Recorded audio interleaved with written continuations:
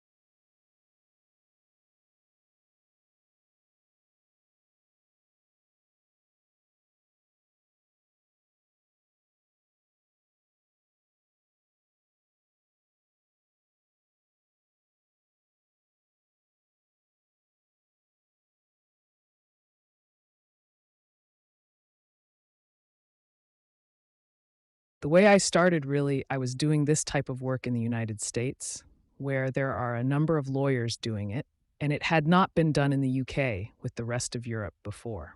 I think the reason I started in the United States was that there was a civil rights movement. And in the civil rights movement, lawyers became deeply involved right away. Because if you're Black civil rights, you're arrested. And some foresighter founders, so the environmental movement came along just behind the civil rights movement in time and said, we need lawyers in the environment movement as well. As a result, one of the main contributors to the environment now is how its lawyers have been. Here, there was no need for the civil rights movement, so environmental groups became expert campaigners. But law really wasn't part of the deal and never has happened. They never use law strategically. They would say they have. I came here, and one of our interviewed people and environmental groups in the UK, in Brussels, and so on, and was very surprised by the positive views of law. And that's where clients came from. So bringing their kind of intellectual DNA and work I've done in the United States into these very difficult cultures.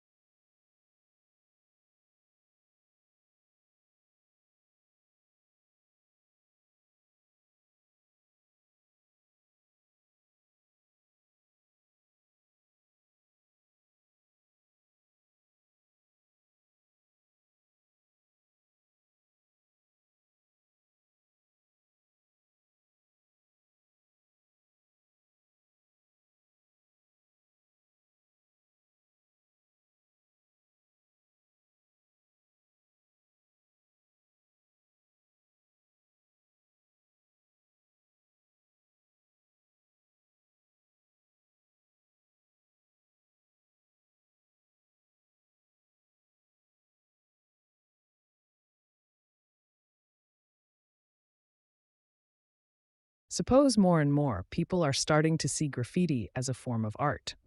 Now, there are still many who would beg to differ, and they'd point to the destructive scribblings that we see on our bus shelters and our public buildings.